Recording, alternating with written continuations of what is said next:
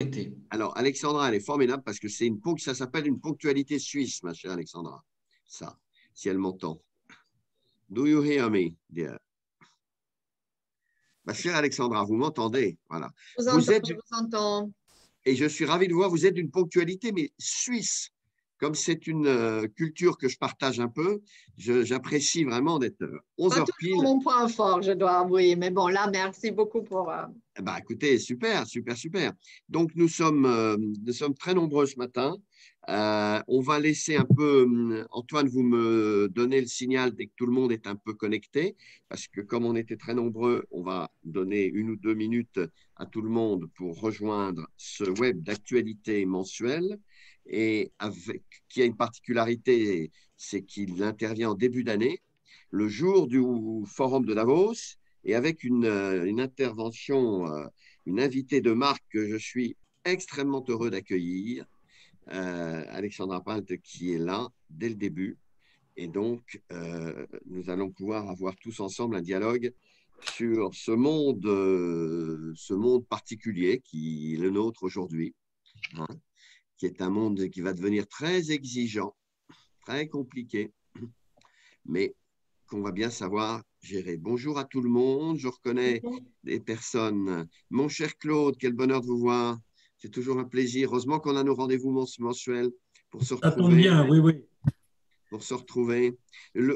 Claude, on compte sur vous pour faire à 45, on aura, après l'intervention d'Alexandra, le commentaire, le chat, le dialogue. Donc, vous nous donnerez votre regard de grands sages et experts de ce monde more and more sustainable, Claude. The world is more and more sustainable, Claude. Ouais, ouais. We could say that. C'est un défi, cher Patrick. Ouais, eh oui, eh oui, eh oui. Claude, je le rappelle pour ceux qui ne connaissent pas, est la personne qui a fait le premier Sustainable Report in the World, le premier rapport au monde, qui l'a créé. Voilà, qui était donc, alors qu'on en discute les nouvelles règles aujourd'hui, vous auriez beaucoup à dire. Voilà, Sylvie. Alors, il est 2 à 3, 4. Je vais lancer, on va laisser 3 minutes. On va lancer les choses. Antoine nous dira s'il faut effacer les vidéos, sauf celle d'Alexandra, des orateurs, pour alléger la ligne. Je ne sais pas.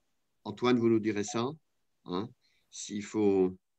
Antoine, vous m'entendez? Oui, bien sûr, Patrick. Hein, vous Je vous direz à dirai tout le ça. monde s'il ne faut pas alléger la ligne, la bande passante.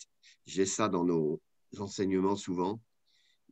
Parfois un risque de liaison trop lourde qui empêche la qualité des liaisons. Voilà. Bon, en ce lundi 25 du mois de janvier, début 21. 21, ça aurait pu être, c'est un mot magique quand même pour le monde du durable, hein, vous savez. Hein. Ceux qui ont connu, je parlais avec Claude Fussler tout à l'heure, ceux qui ont connu Rio et autres savent à quel point l'agenda 21, qui n'avait pas de rapport avec l'année 21, mais avec les 21 mesures proposées pour l'agenda, eh bien, c'est devenu un mot magique qui, cette année, va peut-être prendre du sens, plus que jamais. Voilà. Alors, je propose, Antoine, qu'on commence. Il est 4. On a passé le petit délai technique. Nous sommes plus de 200. Donc, mesdames, messieurs, bonjour. Bienvenue en cette matinée pour notre web d'actualité mensuelle durable et entreprise responsable. J'accueille notre invitée de ce mois. Je la remercie 1000 fois de s'être libérée pour partager avec nous la réflexion et un peu la prospective.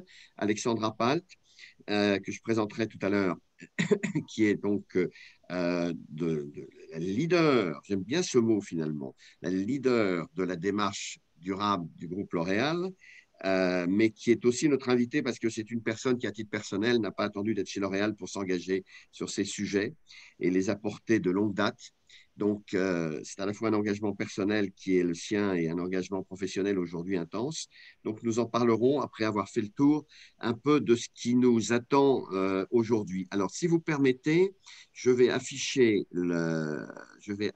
voilà, les slides et je vais donc commencer notre analyse. Je rappelle que ça n'est pas, nous ne cherchons pas à faire simplement c'est pas une revue de presse. Nous sélectionnons dans notre réflexion des facts and figures qui nous semblent être forts, être importants, parce que sinon il se passe énormément de choses, mais il nous semble important dans la mesure où ils tracent des tendances, des trends qui font bouger soit les entreprises, soit les dirigeants, soit la société tout entière, et qu'il convient de décoder. Et c'est intéressant de les partager ensemble dans la discussion que nous allons avoir. Donc, je vais rapidement faire un peu cet exposé. Vous aurez les slides sont à disposition. Et puis, qui sont des signaux faibles ou des signaux forts. Et puis, je passerai la parole à Alexandra Pal qui nous donnera son point de vue, sa réaction personnelle. Et au titre de L'Oréal, comment elle voit cette année avec les trends qui sont ce télescope maintenant de plus en plus, les trends durables avec le Covid, et on est là dans une situation qui se tend. Et nous verrons comment on peut en tirer des leçons pour la responsabilité qui est celle des acteurs du développement durable que vous êtes. Alors, mesdames, messieurs, donc, on a sélectionné depuis un mois à peu près, vous avez l'habitude maintenant, vous le voyez, bon, je dirais qu'il y a quelques signaux négatifs qui nous sont arrivés, qui sont importants. Il y a eu un rapport des Nations Unies sur la question de la montée de la famine. Il faut y prêter attention. Je reviendrai sur la pauvreté qui est liée à la question du Covid. Mais la statistique que vous avez tous à l'esprit depuis 1900 de l'Organisation de la météorologie internationale sur 2020, l'année la plus chaude, notre haut comité pour le climat qui a alerté sur l'impact de la 5G en disant c'est pas si simple. L'accord Europe-Chine qui s'est heurté, on va dire, à la question des droits humains des Ouïghours et qui n'est pas un mince sujet, évidemment. Une Norvège qui relance la prospection pétrolière en Arctique, c'est pas très heureux, et une tension très très forte sur l'économie chinoise, remise en main de leurs entreprises, une reprise en main de leurs entreprises qui les sort un peu du marché international. C'est une tendance aussi préoccupante. Pour autant, il y a la machine durable, l'inéluctabilité d'une vision du monde différente avance. Alors, c'est évidemment, je n'insiste pas dessus, mais le plus important de cette période, c'est le retour des États-Unis dans le jeu climatique international et dans le jeu coopératif international. Évidemment, c'est extrêmement lourd et ceci, notamment, devrait aider à la COP26 de la fin de l'année. Ce débat très fort qui a surgi à propos de la régulation de Twitter et des réseaux lors de la présidentielle américaine est très fort. En gros, est-ce que c'est à des entreprises privées de faire de la régulation politique? En même temps, on leur demande de le faire. Et donc, il va falloir faire avancer cette discussion. Et puis, je signalerai à l'occasion de ce débat une personne très remarquable que j'aime beaucoup, qui est Rebecca Anderson à Harvard, qui a publié un article dans la Harvard Business Review sur un appel très fort et très construit aux entreprises en leur faisant comprendre que l'enjeu démocratique était leur affaire. Voilà. Donc, on ouvre cette actualité le jour où le forum de Davos aussi s'ouvre. Et du coup, je voudrais mettre un peu l'accent sur le Global Risk, qui est le rendez-vous permanent auquel Davos nous a habitués, qui fait cette revue selon la communauté internationale des affaires des risques montants. Donc, c'est une analyse, une cartographie des risques internationaux, et vous y voyez la montée confirmée, alors bien sûr des enjeux environnementaux qui ont pris le lead depuis plusieurs années, auxquels s'ajoute maintenant évidemment la question sanitaire avec laquelle il va falloir vivre maintenant de façon permanente, quelles que soient les causes des problèmes, et la question géopolitique qui monte, c'est-à-dire l'instabilité des pays et l'incapacité de pas mal de pays à faire face aux problèmes de leur population. Donc, on voit bien là qu'on a une cartographie des risques qui, aujourd'hui, est plus lourde, plus intense. On n'est pas dans des petits sujets, on est dans des sujets macro et dans des sujets qui font que la relation entreprise-État va devenir quelque chose de très sérieux. L'actualité durable, moi je l'ai focalisé sur 3 tendances qui me sont apparues importantes, étant entendu qu'on est dans un climat évidemment où les sociétés souffrent et où notre modèle démocratique est évidemment sollicité très fortement par ces tensions du moment. Alors, sur le front durable stricto sensu, notamment en France, notamment en Europe, où je me focaliserai, là, on est dans un momentum de réglementation très fort, qui, je vais le détailler, plus fort que peut-être que jamais. Deux, il y a une concentration de la discussion aujourd'hui sur la question de la taxonomie européenne, qui est un projet très, très structurant, extrêmement politique. Je rappellerai qu'il vise à décomposer les activités économiques en 6 grands domaines, dont des catégories qui sont durables, transitoires et non durables, et que là, ça suscite aujourd'hui des discussions, ça frotte. Bon. Et puis, on voit poindre très clairement une nouvelle économie. C'est celle qui s'investit dans ces domaines et qui est en train, par beaucoup de signaux, de prendre le lead sur, on va dire, peut-être la vieille économie. Parmi les tendances de réglementation qui sont accumulées, j'aurais pu faire une liste de 50. Mais c'est un signe, c'est-à-dire qu'on n'aime pas tant que ça dans la concertation, pas tant que ça dans la co-construction, je dirais même assez faiblement, et on est quand même dans le descendant réglementaire un peu fort. Alors, il y a le débat français sur l'article 1 de la Constitution. Est-ce que l'État doit garantir, préserver face au climat la situation? Ce n'est pas tranché, mais c'est un débat très lourd, évidemment, très, très lourd. À la fin du débat sur l'économie circulaire qui s'applique, la ministre de la Biodiversité, Mme Abba, a lancé une plateforme, là, ces jours-ci, sur la déforestation importée. Il y a eu un travail très lourd qui a été fait au Sénat sur les impacts du numérique, avec un rapport excellent à lire sur comment on va traiter la réduction des impacts climatiques de l'économie numérique. Vous avez vu passer donc le projet de loi, il est publié suite à la Convention citoyenne, où on a là un inventaire très très lourd, très large de mesures nouvelles qui vont aussi bien pour l'automobile, les 95 grammes de CO2 par kilomètre qui sont posés comme le seuil très important, que lié à l'artificialisation des sols, bon, à beaucoup de mesures, les vols intérieurs doivent être compensés, hein, les vols avions, etc. Un nouvel indice en Europe. L'Europe impose un nouvel indice sur la qualité de l'air. C'est important parce qu'en France, on a des contentieux, on ne suit pas. Et puis, vous avez un débat juridique qui a démarré sur l'écocide. Le gouvernement veut légiférer sur les fautes intentionnelles, les atteintes graves intentionnelles. C'était l'affaire Métal Europe où on avait laissé des sols et puis personne derrière n'en répondait. Et donc, ceci ne devrait plus être possible.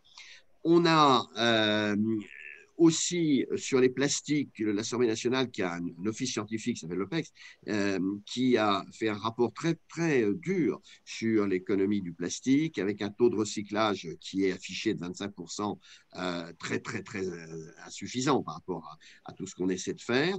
Donc là, il tire la sonnette.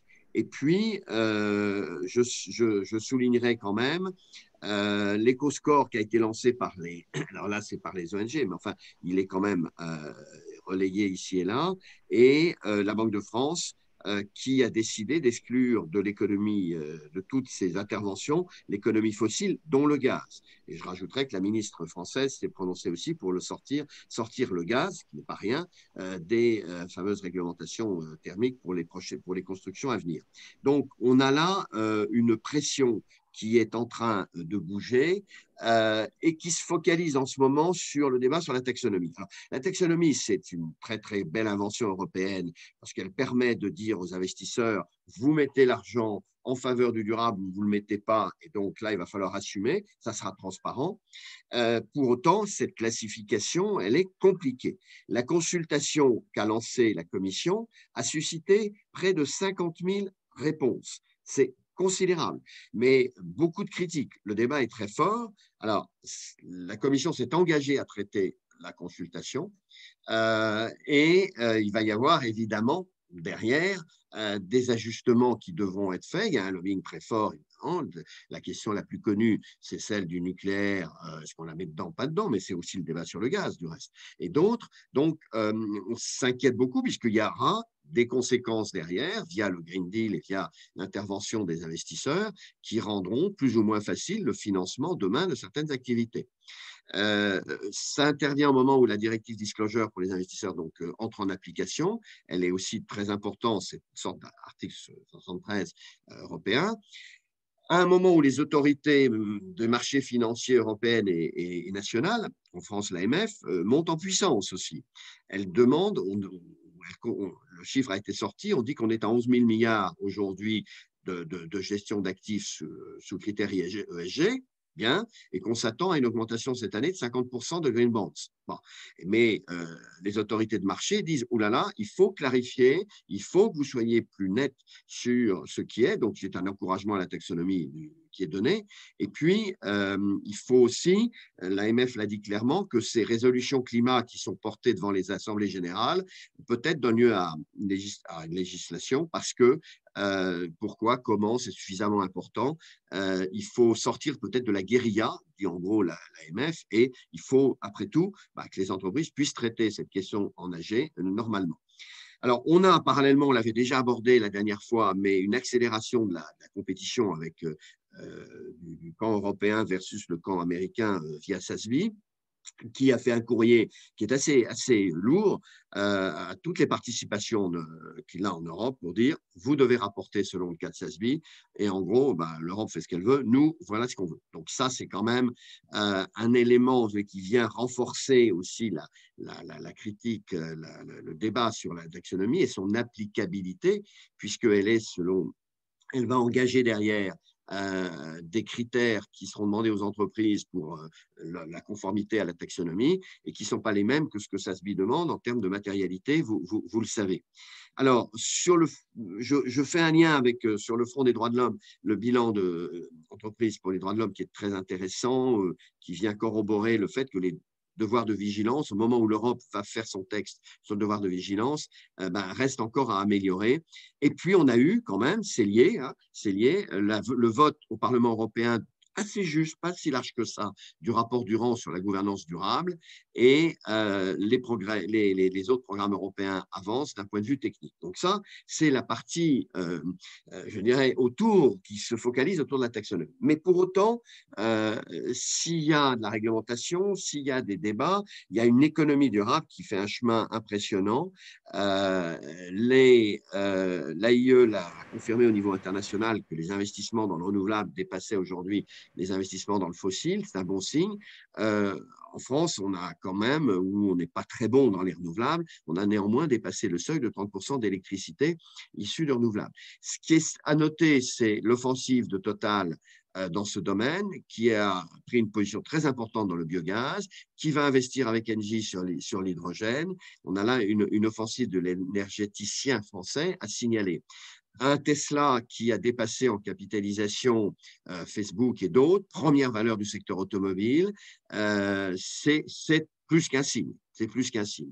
Je signale aussi dans le secteur de l'immobilier, je pourrais le signaler aussi qui a fait un observatoire qui montre qu'il progresse beaucoup.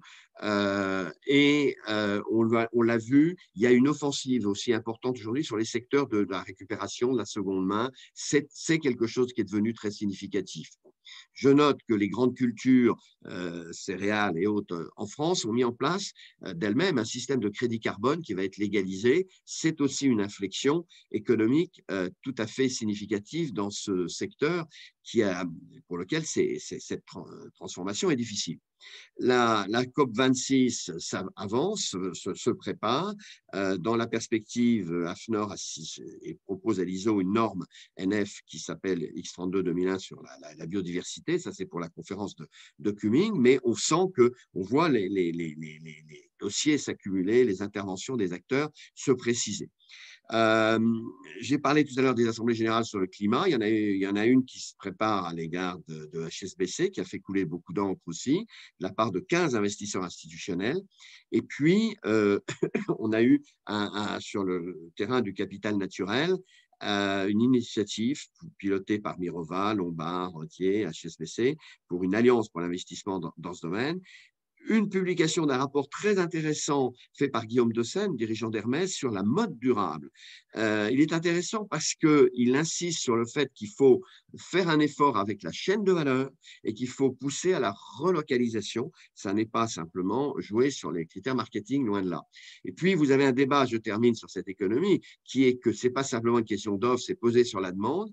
RTE est assez courageux, notre réseau d'électricité, puisqu'il dit, pour écréter les pointes de consommation, il va falloir, mesdames, messieurs les consommateurs, que vous vous organisiez avec des outils numériques pour consommer moins quand il y a trop de pression, ce qui n'a pas fait plaisir à certains élus. Donc là, on voit un débat. Est-ce que le durable, plus de sobriété, plus d'infrastructures,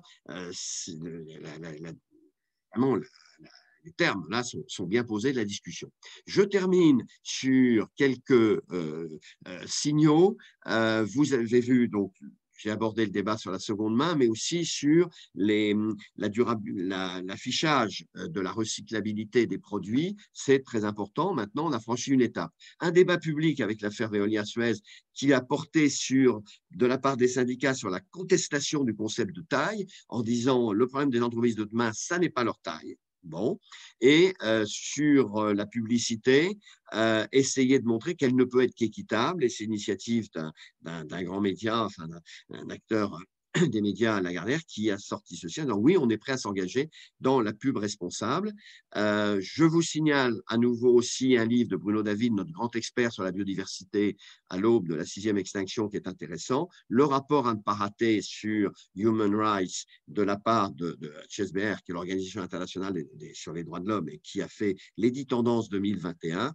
Et je n'insiste pas trop cette taille, mais on voit qu'aux États-Unis, dans le business, j'ai sorti ces 6 évolutions annoncées pour 2021, où un collectif américain, Purpose in 21, dit assez clairement ce qu'il faut faire. Et vous avez là, dans ces messages, des tendances qu'on retrouve très fortement en Europe sur la mission, le stakeholder capitalism, le rôle des boards, le rôle des employés, etc. Donc, on a quand même des convergences de fond qui existent ici et là.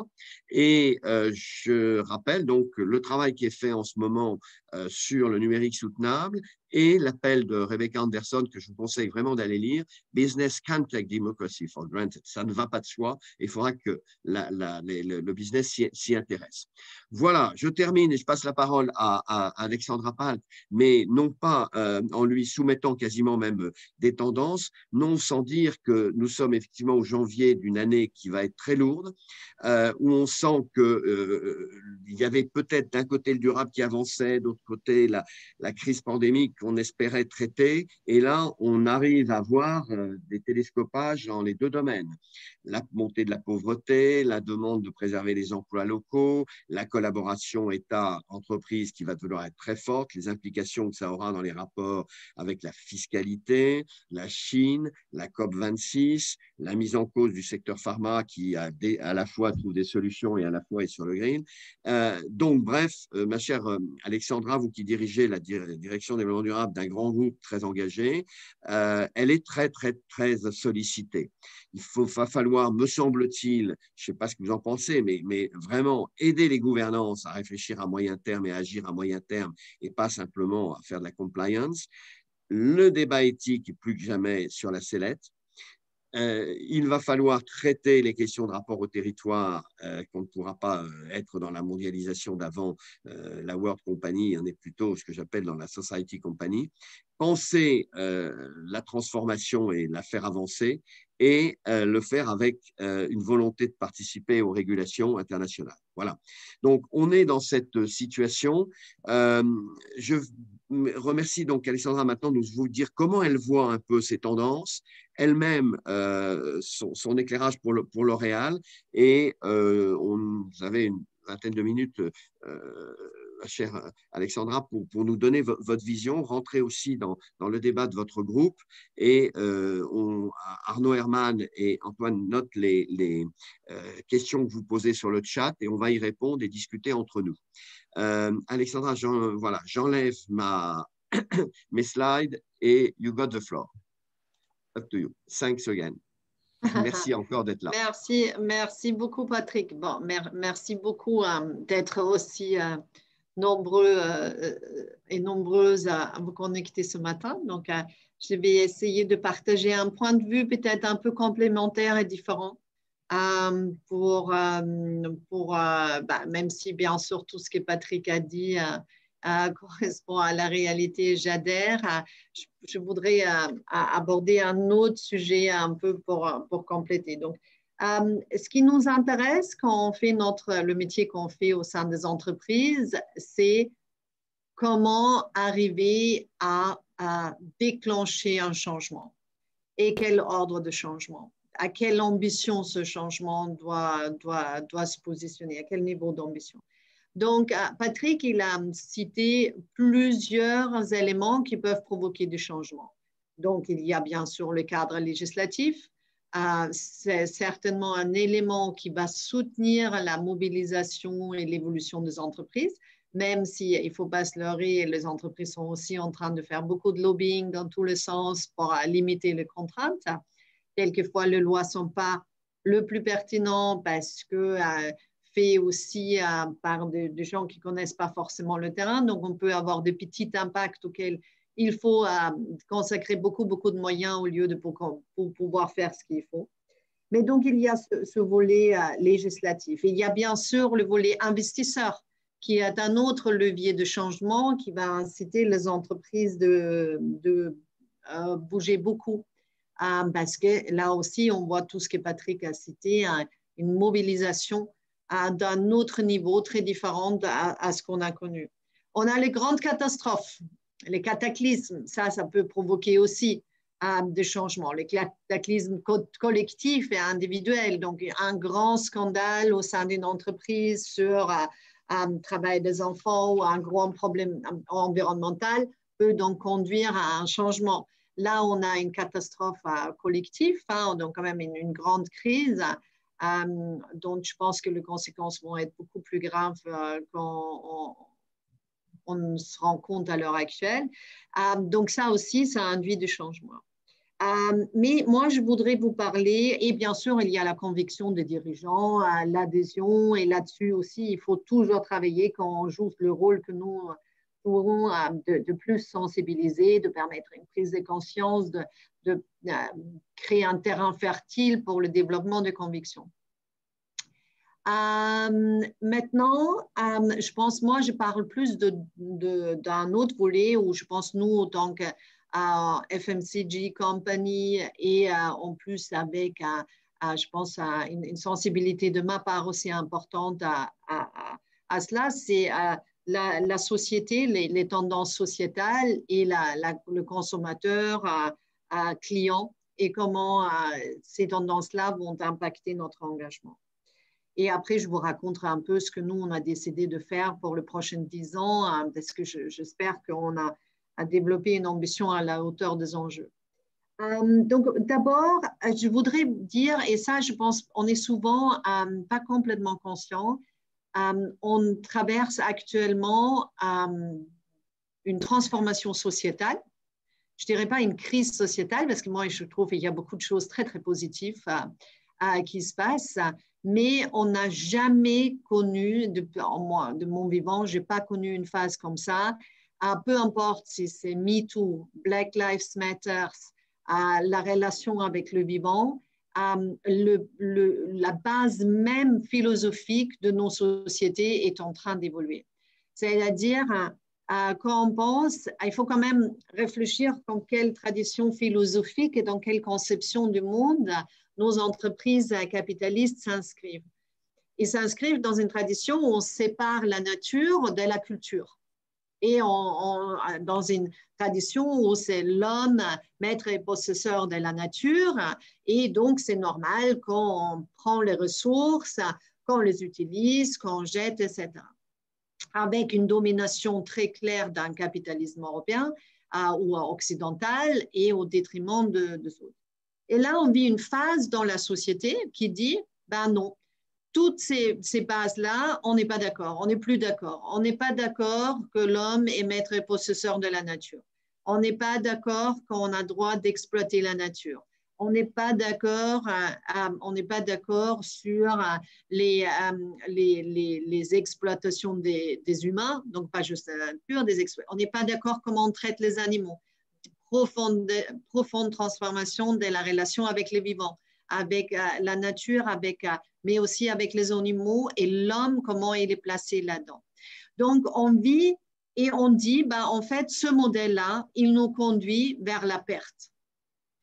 Je ne sais pas si vous y étiez récemment dans une librairie, mais maintenant, vous avez toujours une immense table au rayon qui est la relation avec les vivants, Baptiste Morisot, Corinne Pelluchon, Viviane Després, Bruno Latour, tous ces gens-là. Et à côté, vous avez comment je parle à mon chien, comment je parle à mon chat, comment j'embrasse les arbres, etc.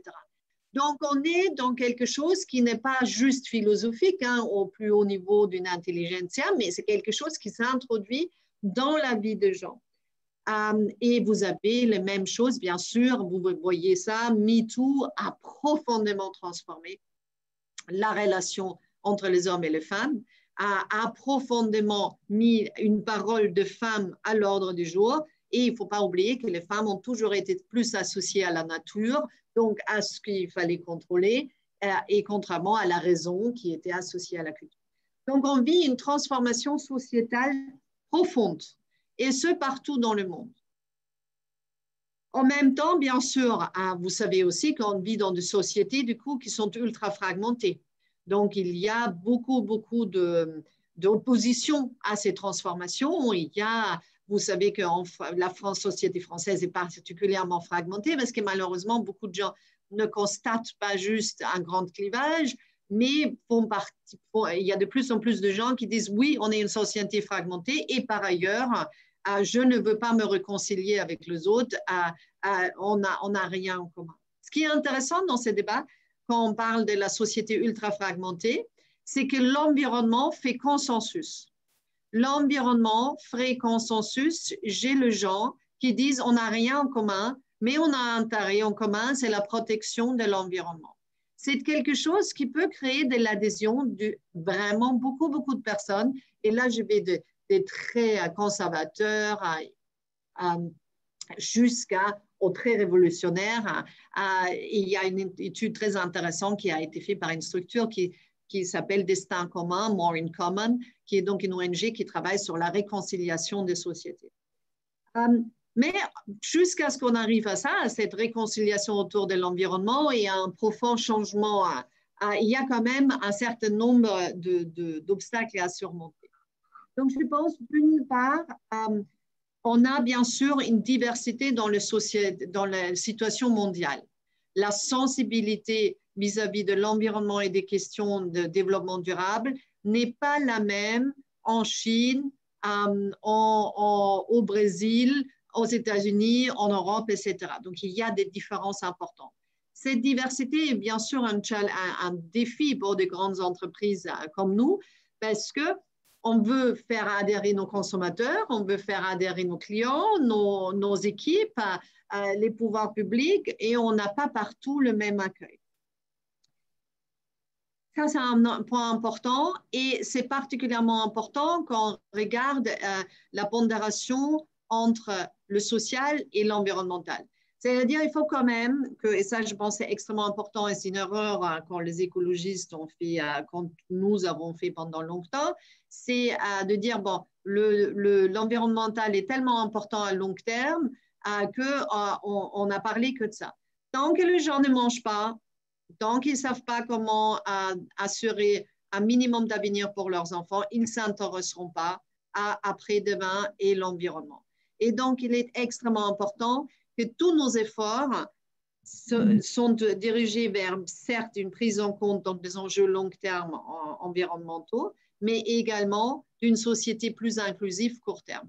Je crois que, d'ailleurs, on va être challengé même en Europe sur cette question parce que post-Covid, la pauvreté, les difficultés sociales qui vont s'installer. Moi, je ne sais pas, mais comme vous, moi, je vis dans un quartier populaire pauvre et je peux vous dire, moi, je suis étonnée que ça n'a pas encore explosé. Donc, les gens sont dans une telle misère, une telle détresse, une telle précarité que la situation va devenir très, très difficile dans les mois à venir. Donc, cette société inclusive, une prise en compte des enjeux de toutes les populations dans les sociétés va être extrêmement important si on veut travailler sur nos questions environnementales également. Et donc, et après, il y a donc, et ça c'est un des grands enjeux. Un autre grand enjeu que je vois, c'est l'ambivalence. C'est-à-dire, il y a, et ça évolue bien sûr, parce que historiquement, j'aimais beaucoup cette phrase, je pense qu'elle était de Yann Arthus Bertrand, qui était « On ne croit pas ce qu'on sait » sur les questions environnementales. On ne croit pas ce qu'on sait. Bon, moi, j'ai l'impression que ça, c'est en train d'évoluer. C'est en train d'évoluer parce que là, on voit quand même de manière très, très visible comment ça impacte nos vies. L'hypothèse scientifique du lien entre la biodiversité et le Covid est quand même de plus en plus connue, etc. Donc, on croit un peu plus qu'on sait, mais on n'est toujours pas forcément capable de traduire cette connaissance en actes, en comportement. Et donc ça, c'est notamment pour une entreprise de la grande consommation, un grand enjeu parce que oui, nous, on peut changer nos produits, oui, nous, on peut changer nos manières de faire, mais il faut quand même aussi que les gens soient conscients que nous, on a besoin que nos consommateurs, ils achètent les produits plus durables, le refill, les recharges, les shampoings solides, etc. Et là, on voit encore une grande distance. Donc ça, c'est extrêmement important. Donc maintenant, comment on a essayé de répondre à cela?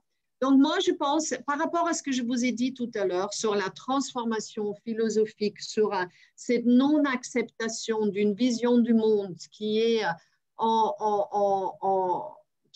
de toute évidence vouée à l'échec, et donc le jeune qui ne l'accepte plus, je pense qu'il y a quelque chose de très concret qui va en découler pour les entreprises.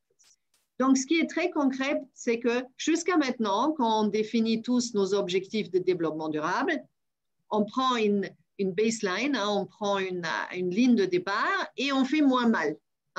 Donc, on a tant d'émissions carbone et on fait 30, 40, 50, 80% dans notre cas de moins.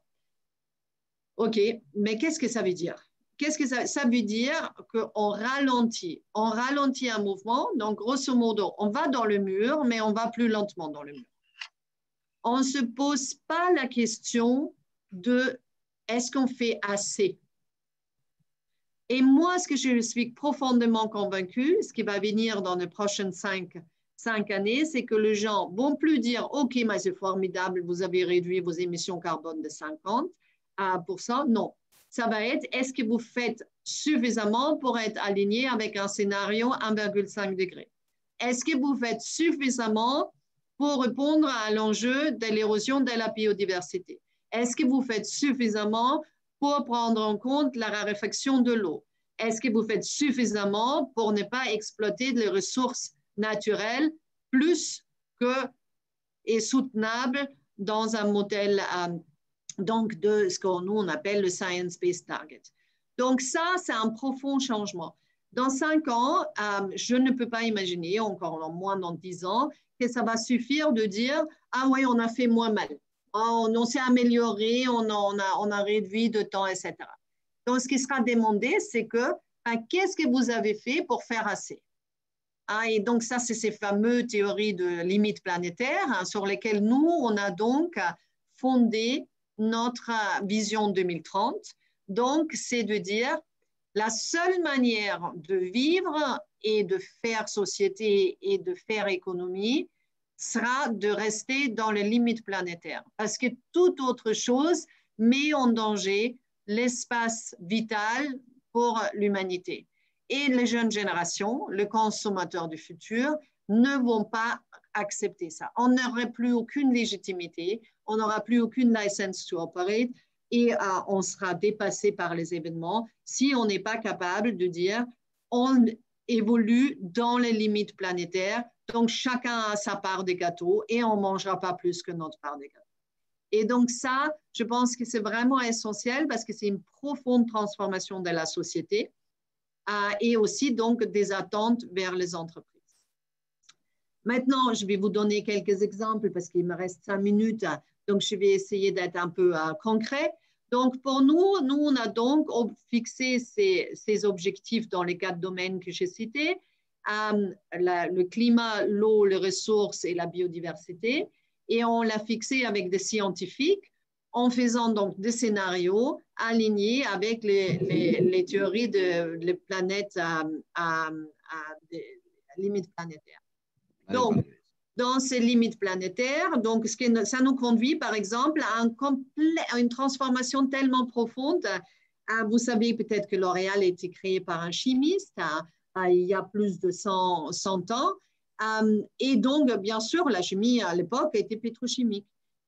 Nous, notre engagement pour 2030, c'est de 95% de nos ingrédients. Donc, tout notre ADN, de ce que nous sommes, 95% de nos ingrédients viendront de ressources naturelles transformées par la biotechnologie, par la chimie verte, par des procédés peu impactants, par eau de minéraux abondants. Donc, on a une totale transformation de notre science qui est pour nous vraiment la source, la base de ce qu'on fait. En 2030, on aura, et d'ailleurs, on s'engage, malgré cela, on s'engage à ne pas occuper plus de terre pour le développement de nos ingrédients qu'à l'heure actuelle. Donc, on va tout transformer, mais notre land occupancy, notre occupation de la terre restera pareil à maintenant, parce que vous savez bien sûr que c'est un énorme enjeu en biodiversité. Ensuite, sur nos packaging, 100% de nos packaging seront soit donc faits de plastique recyclé, soit d'autres matériaux biosourcés, des innovations comme les shampoings solides, les refills, les recharges, etc. Mais on n'aura plus aucun plastique donc vierge dans nos produits. On a déjà en 2025, tous nos sites seront carbone neutres, mais on s'engage bien sûr aussi de réduire nos émissions à carbone dans le scope 3. Auprès de nos fournisseurs, c'est un peu plus simple. Auprès de nos consommateurs, c'est plus challenging. Bon, Caroline, ça paraît improbable de la part de L'Oréal. Vous allez bien sûr m'expliquer pourquoi après. Donc, il y a cette énorme transformation du modèle économique. Bon, peut-être pour dire pourquoi c'est pas si improbable que ça, parce qu'on a déjà fait nos preuves depuis 2013. Donc, on a réduit les émissions carbone à scope 1 et 2, donc dans tout ce qu'on a sous contrôle de 80%.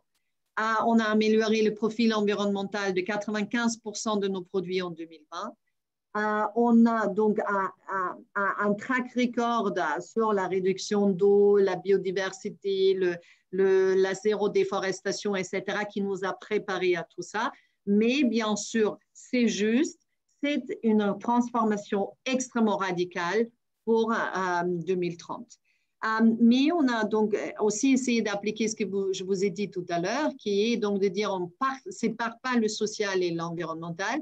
Et on s'est également engagé, donc nous, on respecte chez nous une logique de living wage, c'est-à-dire on ne paye pas juste un minimum wage, mais on paye un salaire décent qui permet à une personne avec ses dépendants de couvrir ses besoins de base.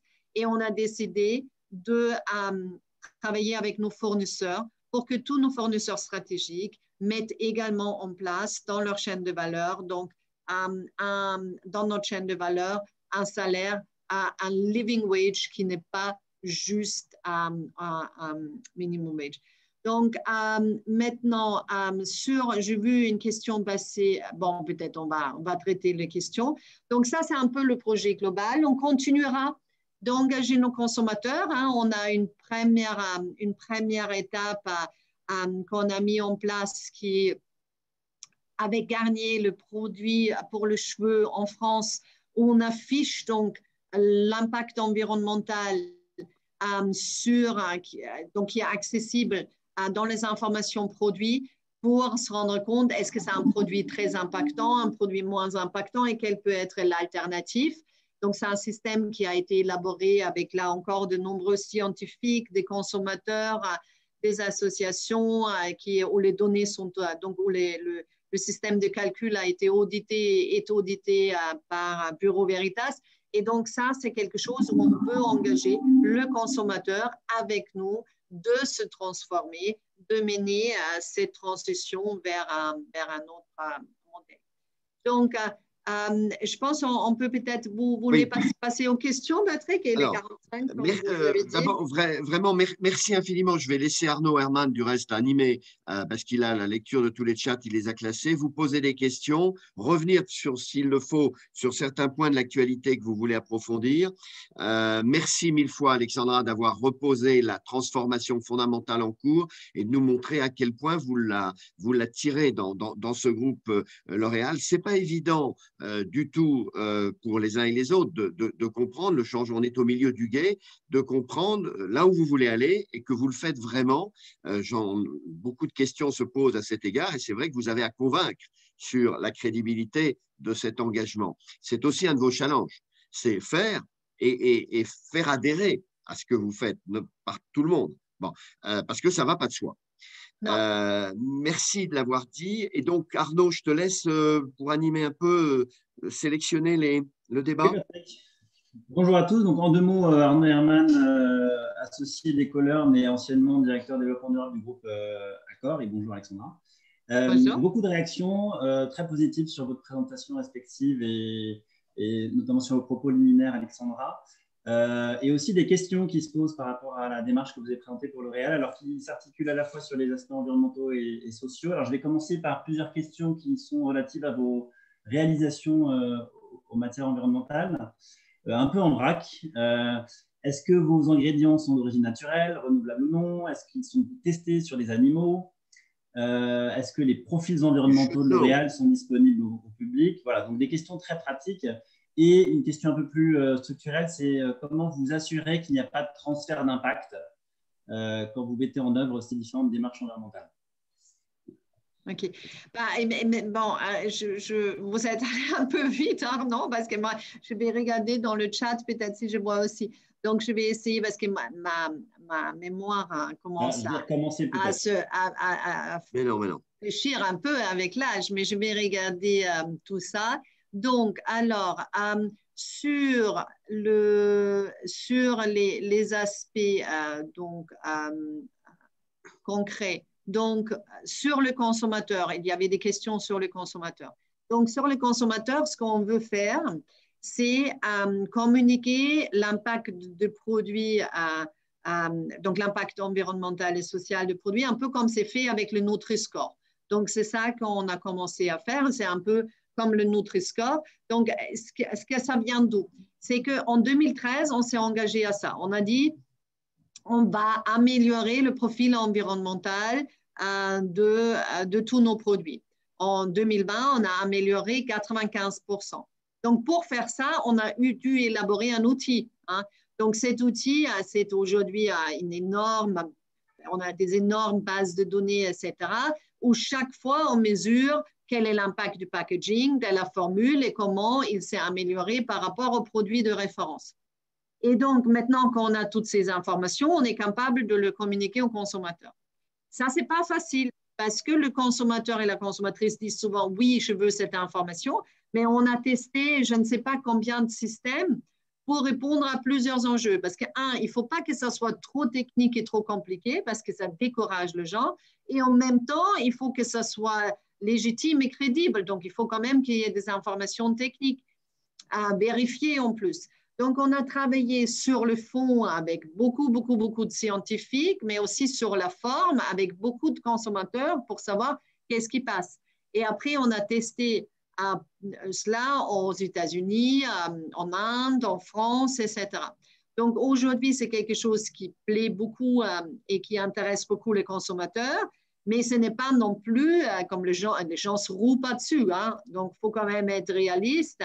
peut-être quand ce n'est pas encore quelque chose qui rentre en compte dans chaque acte d'achat. En revanche, moi, j'ai vraiment la conviction que c'est une tendance de fond et que ça va venir, que chacun voudra de plus en plus contribuer par sa consommation à la durabilité. Et donc, on pense être en avant. Et on a décidé de déployer ça donc partout dans le monde, mais également de rendre la méthodologie accessible à tous nos compétiteurs. Elle est même en open source. Elle a donc faire tout pour que ces informations soient donc disponibles et accessibles. Ensuite, il y avait une autre question. Arnaud, oui, Alexandra, je vais prendre le fil pour vous aider. Plusieurs questions sur le packaging, la suppression du plastique, le vrac, les éco-recharges. Vous en êtes tous chez L'Oréal? Oui, donc ça, c'est un grand axe de progrès qui n'est pas bien sûr hyper simple. Donc, ce qu'on a déjà fait, donc on a introduit beaucoup de plastique recyclé. Donc, en 2020, on était déjà autour de 20%. En 2025, on sera à 50% et en 2030, on sera à 100%. Mais bien sûr, de juste remplacer le plastique vierge par le plastique recyclé ne suffit pas. Donc, on travaille, même s'il faut quand même très clairement dire, packaging est aussi une question de sécurité, de protection du produit, de protection contre microbes, etc., etc. Donc, il faut du packaging.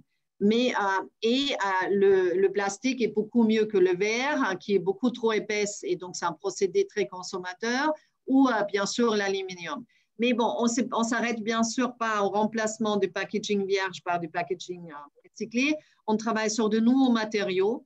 On a mis sur le marché aussi en 2020 un packaging qui est à moitié carton, moitié plastique, et on pense arriver très vite à 80% de carton et 20% de plastique.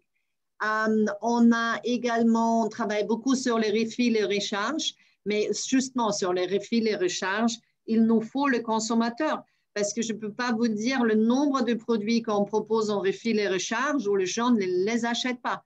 Donc ça, c'est vraiment quelque chose où il nous faut cette transformation de collectif. C'est ça?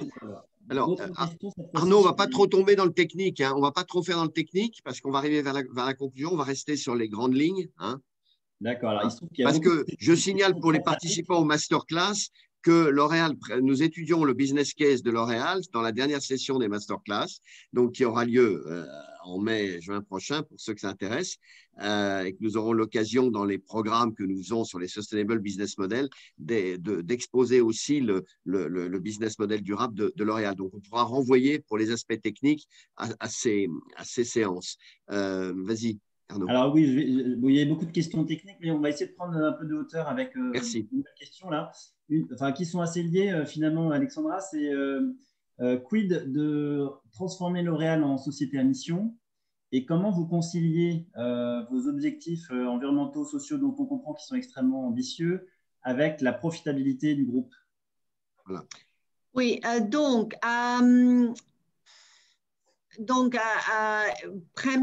premier sujet, donc, qui est la profitabilité et le modèle. Donc, nous, on croit que c'est une transformation qui est une condition pour notre compétitivité en 2030. On ne croit pas qu'une entreprise qui fonctionne, qui continue à fonctionner comme on fonctionne aujourd'hui, aura une license to operate en 2030 et pourrait faire du bon business. Donc, nous, ce qu'on fait, c'est bien sûr, c'est quelquefois des arbitrages, hein, et ça aussi, il faut l'accepter à notre place, hein, où nous sommes, que même si on aimerait tout changer du jour au lendemain, il faut une transition parce que bien sûr, il faut aussi garantir les emplois, etc.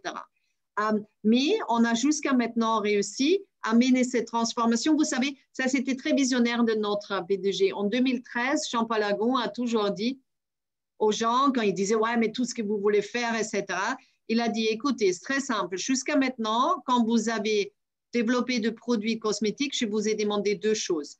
Une excellente performance cosmétique et une excellente performance économique. Et maintenant, je vous demande d'ajouter un troisième paradigme qui est une excellente performance développement durable. » et donc irresponsable. Et dans ce sens-là, ça va rendre votre travail plus intéressant parce que quelquefois plus complexe, mais il faut être capable de réconcilier ces trois éléments-là. Et en effet, jusqu'à maintenant, on a assez bien réussi parce qu'on a mené quand même les réductions carbone, la transformation vers du plastique recyclé, la transformation du produit, tout en restant extrêmement successful. Maintenant, l'avenir, c'est certainement beaucoup plus d'économie circulaire, beaucoup plus de transformation vers une économie circulaire pour y arriver et des arbitrages de plus en plus courageux et contraignants, je pense, sur ces questions-là. La deuxième question d'entreprise à mission. Donc, moi, j'ai une opinion qui est que c'est formidable pour les gens qui veulent le faire. Pour moi, c'est un moyen, ce n'est pas un résultat.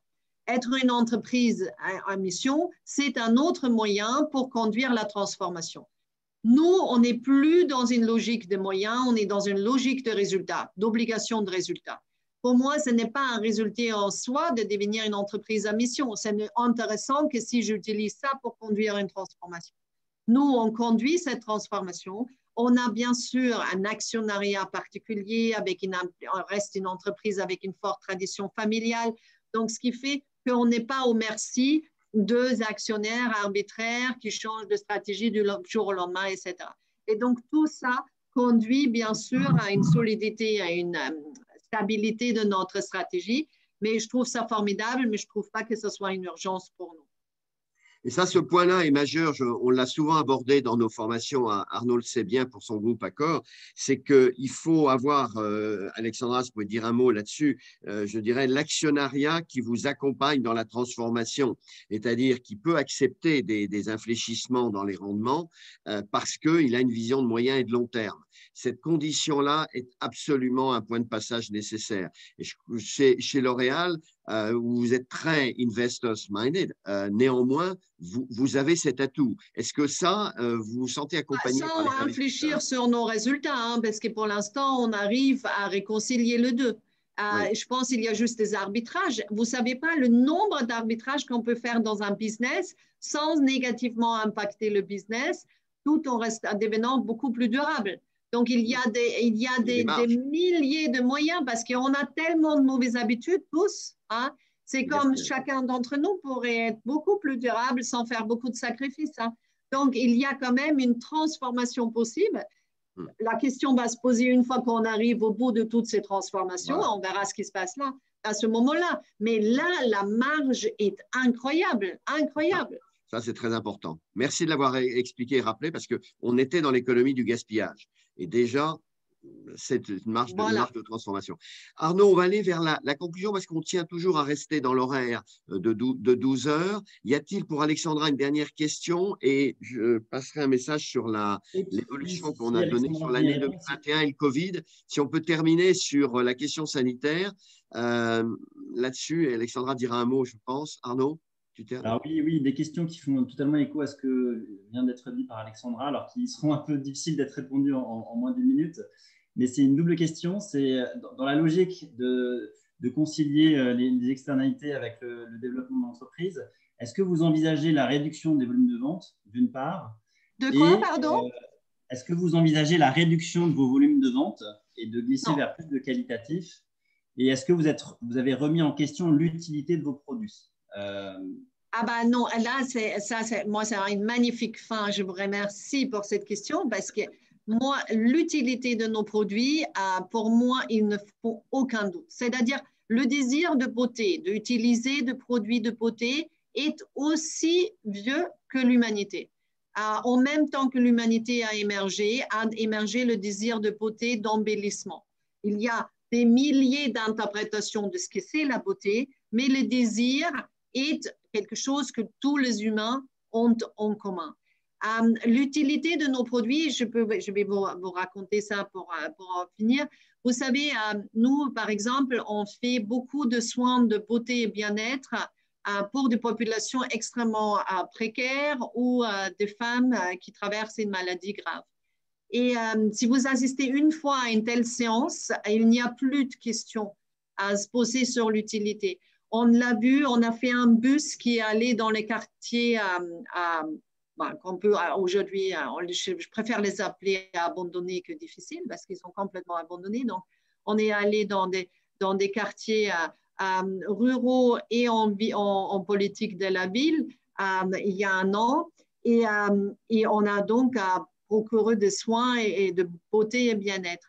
Des femmes qui ont dit, par exemple, c'est la première fois que je me regarde dans un miroir depuis un an. C'est une expérience je peux prendre du temps pour moi, je peux m'occuper de moi, je peux me regarder, je peux prendre soin de moi, c'est une forme de dignité extraordinaire. On était appelés par les associations avec lesquelles on a travaillé qui ont dit, il y a des gens, Pôle emploi, dans un quartier Pôle emploi les a appelés et a dit, mais qu'est-ce que vous avez fait? On a eu des femmes qui sont venues nous voir qu'on n'a pas vues depuis des mois. Et je vais peut-être finir sur quelque chose qui fait vraiment aussi sens, c'est que quand vous regardez, il y avait une chercheuse allemande, d'origine autrichienne d'ailleurs, je suis très fière, qui a fait un livre sur la beauté en temps de guerre et de grands conflits. Et en fait, vous savez que des femmes qui ont été arrêtées, qui étaient internées dans les camps de Mao, dans l'ancienne République démocratique de l'Allemagne de l'Est, dans la guerre de Yougoslavie, etc.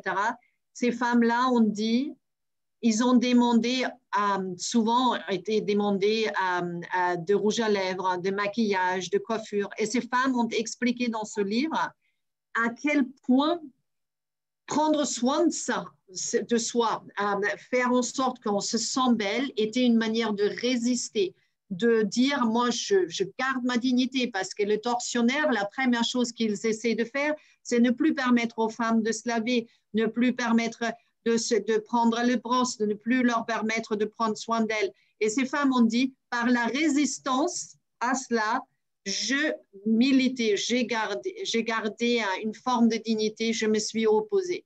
Et donc, moi, de douter de l'utilité des produits de beauté, pour moi, je ne peux pas adhérer à ça. Moi, en revanche, je suis une fervente opposante à imposer une seule norme de beauté. C'est une diversité de beauté. C'est donc une diversité, chaque femme, sa beauté et son aspiration. L'Oréal est une entreprise culturelle, si j'en crois le magnifique livre d'Umberto Eco sur la beauté. Qui a traité cette question de… Mais c'est l'utilité versus l'impact. Nos amis pour un réveil écologique l'ont traité ici il y a quelque temps. C'est utilité, oui, mais pas n'importe quel impact. Et c'est cet équilibre qui est le défi de nos métiers. Alexandra, mille merci d'avoir à la fois éclairé le paysage de cette année, les enjeux du groupe qui sont effectivement une très grande dimension. Donc, c'est vrai qu'on observe tous la manière dont L'Oréal avance parce que ça sert de locomotive aussi pour le reste de l'industrie et de l'économie qui a soit des challenges plus simples ou tout aussi complexes. Et il faut aller vers l'engagement, et ça, vous n'en avez pas parlé, vous pourriez en parler beaucoup, mais l'engagement des marques pour aller dire aux consommateurs et aux clients, jouons le jeu ensemble. Et ce qui remet en cause aussi le marketing d'autrefois. Mais ça, c'est notre défi que nous aborderons dans d'autres situations et où ça bouge beaucoup dans les métiers de la communication aujourd'hui. J'aurais pu les citer dans les agences et autres pour essayer d'établir ce lien avec le consommateur qui est une condition de réussite. Merci de l'avoir dit. Voilà, on va avoir une année très lourde. Moi, je pense que les personnes comme vous, Alexandra, qui sont au cœur des décisions de leur groupe, chargées du développement durable et des RSE, vont avoir un rôle croissant pour pouvoir accompagner ceci et que ça n'est plus un petit métier simple d'outils techniques, mais c'est vraiment un outil politique de transformation, on le voit bien. Et là, on rentre dans une période où vous allez devoir éclairer beaucoup avec des lumières puissantes et avec une capacité d'entraînement nos acteurs qui ont des défis économiques et sociétaux maintenant qui sont plus dissociables. Merci aux uns et aux autres. On tient et à bientôt aux uns et aux autres. Le mois prochain, on va essayer de se caler vers la fin du mois parce que c'est plus facile d'avoir une actualité d'ensemble. Est-ce que mon ami Claude Fussler nous entend toujours? Et je lui demandais en moins d'une minute si Claude, encore une fois, auquel j'aurai un un hommage parce qu'il est un de ceux qui ont été des pères fondateurs de ce mouvement. Et Claude, vous voulez dire un mot de conclusion de la manière dont vous ressentez, vous, ceci, vous qui avez porté ce mouvement pendant 30 ans? Hein? Alors, merci, je ne veux surtout pas vous mettre en retard. Mais c'est formidable. D'abord, le webinaire, c'est une fenêtre pour moi qui ai décidé depuis quelques années de réduire mon bilan carbone personnel en ne voyageant plus. Tout à coup, on a Zoom et toutes ces excellentes contributions. Alexandra, c'est formidable. Moi, je vous souhaite beaucoup de réussite. C'est vrai qu'avec le recul, ça fait 40 ans que j'entends des entreprises multinationales dont j'étais moi-même un des dirigeants faire beaucoup de promesses. Si toutes les promesses avaient été tenues, je pense que nous aurions aujourd'hui 4 planètes à notre disposition, alors que c'est exactement l'inverse. Nous en consommons l'équivalent de 4. Donc, et c'est souvent parce que la parole est facile et on ne sera plus là en 2030, on n'aura plus le même poste, c'est-à-dire qu'il est souvent politiquement correct d'afficher des objectifs très tendus. C'est vrai que ça donne de l'énergie à tous les innovateurs dans l'entreprise, mais ensuite, en 2030 ou en 2040, on n'est pas là. Moi, j'ai vu ça souvent. Il y a une grande différence, cependant, c'est qu'aujourd'hui, les objectifs sont beaucoup plus ambitieux et c'est qu'il y a beaucoup plus de transparence sur les trajectoires que prennent les entreprises dans ce découplage. Moi, j'ai la chance où je suis aujourd'hui, où mon chiffre d'affaires, puisque je suis comme toujours entrepreneur, représente peut-être le chiffre d'affaires d'une heure de chiffre d'affaires de L'Oréal. J'ai la chance aujourd'hui de vraiment mettre en œuvre, d'aller de la parole aux actes. Donc, pour moi, c'est très satisfaisant. Et j'espère que vous réussirez, comme moi, j'ai réussi à être carbone négatif et à mieux gérer l'eau ici. Voilà. Merci de cette leçon, Claude, parce que l'être de vouloir entraîner son entreprise, dire aux autres de le faire, c'est bien. Le faire nous-mêmes, c'est encore un magnifique challenge. Merci à tous et à toutes. Et on se retrouve dans le cadre de nos activités diverses et variées de formation et information. Je donne rendez-vous au mois prochain et nous sommes très preneurs de vos retours, remarques, propositions d'amélioration et de progrès. Et puis, prenez soin de vous et changeons les choses dans le bon sens. Merci à tous et à toutes au nom de l'équipe. Au revoir. Au revoir. Merci beaucoup. Bonne journée. Merci, au revoir. Merci Alexandra. Au revoir, merci beaucoup. Au revoir, merci. Au revoir, merci à tous. Au revoir.